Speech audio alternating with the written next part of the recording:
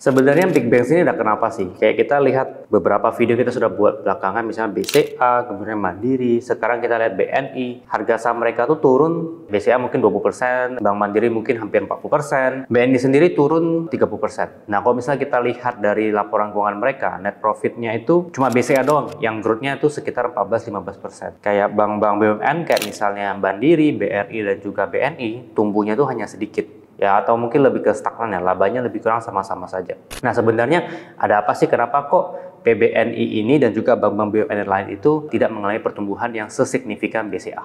Nah, pertama-tama kan kita tahu ya bahwa bisnis perbankan itu adalah mengumpulkan dana pihak ketiga dan juga menyalurkan dalam bentuk kredit. Jadi dana pihak ketiga ini kan merupakan bahan baku ya, bahan baku dari sebuah bank gitu. Jadi kalau bahan baku dari sebuah bank, kalau misalnya perusahaan-perusahaan lain yang manufacturer lain yang mungkin bahan bakunya ya kayak misalnya pakan ternak, ya misalnya bahan bakunya jagung, soybean gitu ya. Tapi kalau misalnya perbankan yang bahan bakunya duit orang lain, yang dimana dia harus bayar bunga kan, tabungan, deposito, giro. Nah, kita akan ke Stock Treasure Maps. Jadi di member area itu ada Stock Treasure Maps, namanya di tools, kemudian ke Stock Treasure Maps. Kita akan compare ya beberapa bank. Jadi kan ini kita udah kumpulin data dari beberapa bank yang ada di Indonesia. Nah, jadi misalnya BNI ya. Kalau misalnya kita lihat bagian ini merupakan laba rugi lah ya, sebenarnya laba rugi. Nah, kita mau fokuskan ke namanya beban bunga dulu. Nah, kalau misalnya kita lihat BBNI di bagian beban bunganya ini, ya ini kan 26 triliun. Dan kalau misalnya kita lihat, kan tadi kita tahu bahwa bisnis modelnya itu kan mengumpulkan dana pihak ketiga ya, berarti kan deposit ya. Nah, depositnya si BNI ini lebih kurang 806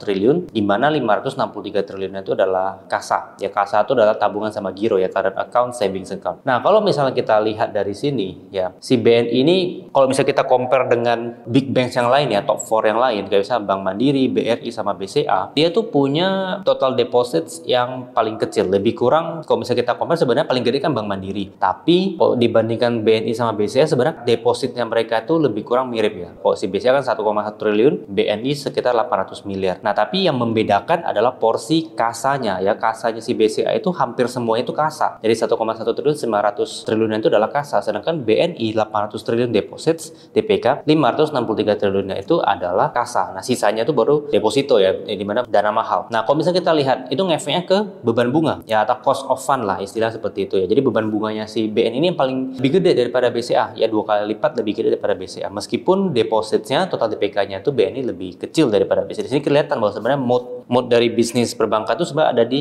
depositnya ya. Jadi ada di dana pihak ketiga yang bisa mengumpulkan kasa yang gede, itu yang akan mampu mencetak cost of fund yang rendah. Jadi kalau misalnya saya mau bandingkan gitu ya, kita coba bandingkan cost of funds ya, cost of funds dari berbagai bank di sini ya, misalnya BRI, Mandiri, BCA dan BNI. Kita bisa melihat bahwa BNI ini mengalami peningkatan cost of fund yang signifikan, sama beberapa bank lain juga ya. Tapi kenapa meningkat signifikan cost of fund? Cost of fund itu adalah dari beban bunga tadi dibandingkan dengan dana pihak ketiga, kemudian borrowings ya, pinjaman yang mereka terbitkan, kemudian itu wholesale funding namanya. Jadi kan sumber modal untuk menyalurkan pinjaman si bank itu kan dari modal orang lain dalam bentuk DPK ya, tabungan giro deposito, plus juga dari penerbitan pinjaman ya. Jadi mereka minjem duit ke orang lain gitu kan. Misalnya mereka nerbitin bonds dan sebagainya, itu borrowings. Nah, kalau kita compute semua itu, beban bunga dibagi dengan total dana pihak ketiga plus borrowingsnya, kita bisa lihat bahwa BNI ini salah satu di antara 4 ini ya yang memiliki cost of fund yang tertinggi nomor 2 setelah BRI gitu. Dan kalau misalnya kita lihat pertumbuhan cost of funds-nya, kita bisa lihat ya,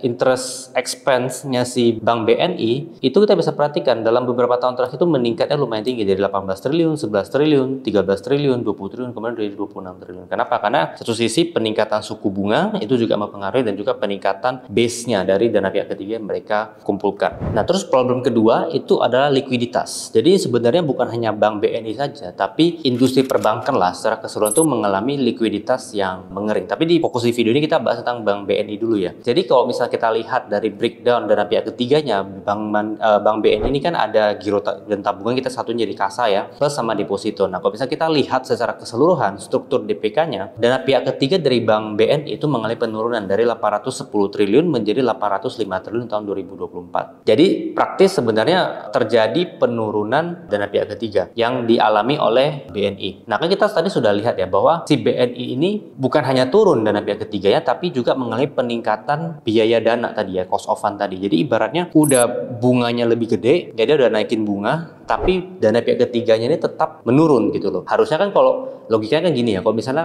kita naikin cost of fund gitu, kenapa? Supaya orang tetap nabung di bank tersebut, orang duitnya itu tetap ada di bank tersebut. Nah, cuma kenapa sudah cost of fund-nya ikut naik, tapi dana pihak ketiga tidak naik? Kenapa ini jadi masalah? Karena bank itu kan bisnisnya menghimpun dana pihak ketiga. Habis itu uangnya itu kan sebagian besar, mungkin 80-90% itu sudah disalurkan kepada kredit gitu loh. Nah, kalau misalnya mengalami penurunan dari dana pihak ketiganya, kan duitnya ini sebenarnya ada di kreditnya kan. Jadi bank itu kan harus dalam tanda kutip punya bantalan lah, supaya ketika misalnya dana pihak ketiganya ini keluar atau bocor keluar, bank itu tidak mengalami krisis liquidity, ya tidak mengalami krisis likuiditas. Likuiditas itu kayak misalnya ya duitnya ada gitu loh untuk di redeem ya. Jadi kalau misalnya ada orang-orang redeem ya, keluarin duit dari bank ya, dia harus bisa memenuhi, karena kalau misalnya enggak ya itu jadi orang jadi tidak trust lagi gitu loh. Nah, kenapa bisa seperti itu? Menurut saya juga ada efek dari persaingan dengan SBN ya, surat berharga negara. Jadi pemerintah ini kan bisa dalam sebuah ekonomi kan bukan hanya uang beredar ya, kayak misalnya uang kertas, kemudian uang logam, dan juga uang-uang yang diperbankan, tapi juga ada penerbitan SBN ya. Jadi mereka menerbitkan surat berharga negara. Jadi dari pemerintah menerbitkan SBN. Kenapa ini mempengaruhi likuiditas dari bank? Karena ini ibaratnya kan SBN itu ada yield-nya ya. Jadi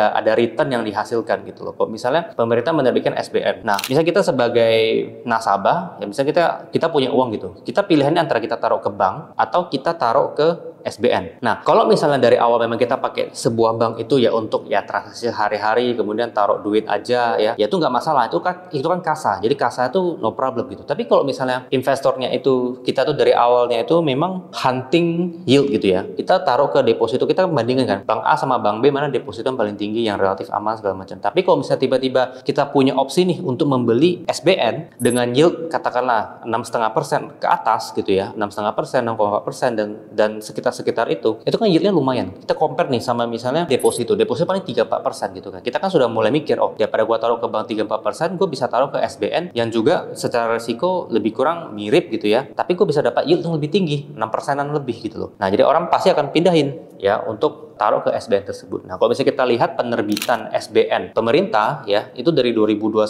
97 triliun, 2022 107 triliun, 2023 147 triliun, dan 2024 148 triliun. Jadi setiap tahun ada penerbitan SBN yang gede ya, nilainya cukup gede dan yieldnya juga lumayan 6,5%. Jadi ya kalau misalnya kita compare ya, 6,5% dapat di SBN, kemudian mungkin taruh deposito di BNI mungkin 3-4%, ya kan orang lebih prefer taruh ke SBN gitu loh. Nah, that's why itu juga menjadi salah satu hal yang mempengaruhi dana pihak ketiga dari si BBNI. Makanya kalau misalnya kita lihat untuk bank-bank lain kayak misalnya Mandiri ataupun si BCA, relatively mereka punya dana pihak ketiga tuh tidak terlalu mengalami masalah yang seketat si BNI. Kenapa? Karena kasa dari Mandiri sama BCA itu besar sekali ya, BCA itu 80%, Mandiri itu 70% gitu. Jadi secara porsi mereka tuh gede, porsi kasanya gitu loh. That's why ketika ibaratnya kayak orang yang taruh duit di Bank Mandiri sama Bank BCA itu mayoritas itu tidak hunting yield. Ya, yang mungkin saya bisa katakan tuh tidak huntingnya. Jadi ketika misalnya SBN naik, yieldnya naik ya, orang itu tidak pindah ya. Jadi makanya liquidity-nya especially di BCA ya, itu liquidity-nya sangat-sangat bagus. Kalau misalnya Bank Mandiri kemarin kan karena kreditnya growth-nya sangat kencang ya, naiknya 20%, dan dari dana pihak ketiganya tidak naik setinggi itu. That's why liquidity-nya di Bank Mandiri itu lebih ketat. Kalau misalnya di BNI ini masalahnya adalah dana pihak ketiganya yang turun gitu loh, sehingga itu mempengaruhi nanti growth dari pinjaman yang dia bisa berikan kan, itu kan bahan bakunya dia. Nah, kalau misalnya kita lihat ya, kita bisa lihat dari mana liquidity itu. Kita lihat dari namanya loan to deposit ratio. Jadi dari perbandingan antara pinjaman yang diberikan dibandingkan dengan dana pihak ketiga yang dikumpulkan oleh sebuah bank. Nah, kalau misalnya kita lihat si bank BNI ini, yang kolom hijau itu adalah total kredit yang diberikan, yang kuning itu adalah total DPK. Nah, sedangkan yang hitam itu adalah loan to deposit, perbandingan antara loan yang diberikan dibagi dengan DPK, ya dana pihak ketiga. Nah, kalau misalnya kita lihat dari chart ini, ya, beberapa tahun terakhir yang mengalami peningkatan cukup signifikan itu adalah total loans, ya, total pinjaman yang diberikan. Jadi pinjaman yang diberikan ini naiknya lebih tinggi daripada kenaikan dana pihak ketiga. Nah, sebenarnya kalau sebuah bank itu mau push pertumbuhan, growth, ya dia harus push loan-nya, harus push pinjaman diberikan. Karena kalau semakin tinggi pinjaman diberikan, dia bisa dapat pendapatan bunga gitu kan. Nah, cuma kan loan yang diberikan itu hanya bisa setinggi deposit yang dia himpun gitu loh. Jadi kalau misalnya sebelum-sebelumnya kayak misalnya tahun 2021 tuh, ya di mana loan to depositnya itu sekitar 79%. Nah, ini adalah kondisi di mana likuiditas dari sebuah bank itu cukup gede. Jadi bank itu punya liquidity room yang gede, jadi dia bisa push kredit yang diberikan. Ya, soalnya dalam beberapa tahun setelah 2021, ya loan-nya itu kan meningkat cukup signifikan dibandingkan dengan total DPK. That's why loan to depositnya naik dari 79 jadi 84 jadi 85, dan di 2024 naik jadi 96%. Nah, jadi kalau misalnya sudah di posisi mentok kayak sekarang 96%, sebenarnya BI itu kalau nggak salah memberikan batas itu sebenarnya 90% ke bawah tuh yang cukup likuidnya cukup sehat lah ya. Kalau misalnya BCA kan 80%. Nah, supaya bank itu tidak mengalami masalah liquidity, sebaiknya ya loan to deposit ratio itu di bawah 90%. Karena kan orang itu kan ada keluar masukin duit dari bank segala macam ya, jadi supaya likuiditas itu terjaga aja. Nah, bagaimana caranya supaya BN ini bisa growth lagi? Ya dia punya depositnya harus growth. Ya ketika depositnya growth, dia bisa push rate yang diberikan sehingga loan to depositnya bisa kembali turun atau berada di level normal lah, 80 sampai 90%. Itu kayaknya level yang cukup konservatif lah dibandingkan dengan di level 96% ini kan agak mentok gitu ya. Jadi itu sih masalah yang saya lihat harus bisa di-solve oleh manajemen dari BBNI ya, karena kondisi liquidity mereka yang cukup mentok. Bukan hanya BNI sih, Mandiri juga seperti itu sebenarnya. Nah, jadi sekarang sudah tahu kan apa yang menyebabkan masalah di bisnisnya si BBNI. Jadi kita tahu tadi adalah masalah liquidity. Di mana liquidity ini kita bisa lihat bahwa ada peningkatan loan yang cukup signifikan tapi depositnya menurun. Depositnya menurun kenapa? Karena ada perbandingan comparison lah ya, ada alternatif lain di mana SBN itu juga mengalami peningkatan cukup signifikan. Jadi investor-investor yang ngejar yield ya dia pasti lebih memilih SBN daripada taruh ke deposito di bank. Nah, tapi menurut gimana soal BNI ini, apakah di harga sekarang di mana PI-nya untuk full year 2024 itu sekitar 7,4 kali, price to book 0,98, dan kalau misalnya kita lihat dari dividen 6,5%, menurutmu apakah sudah cukup menarik gitu ya? Karena kan dengan yield 6,5% ini sebenarnya lebih menarik daripada ditaruh ke SBN juga ya. Kalau misalnya kau taruh ke SBN kan ada 10% ya, kalau misalnya kuponnya dapat kena charge 10%, kena pajak 10%. Tapi kalau misalnya dari dividen itu kan bisa untuk free ya, bisa kita reinvestasi lagi. Dan juga dividennya sih ini kan lebih gede daripada depositonya si BNI sendiri gitu. Nah, jadi menurutmu dengan harga BNI sekarang dengan PI 7,4, price to book 0,98 dan yield dividen bisa 6,5%, apakah menarik untuk di buy atau kita cari yang lain aja? Nah, share di kolom komen. Sampai jumpa di video selanjutnya. Dadah.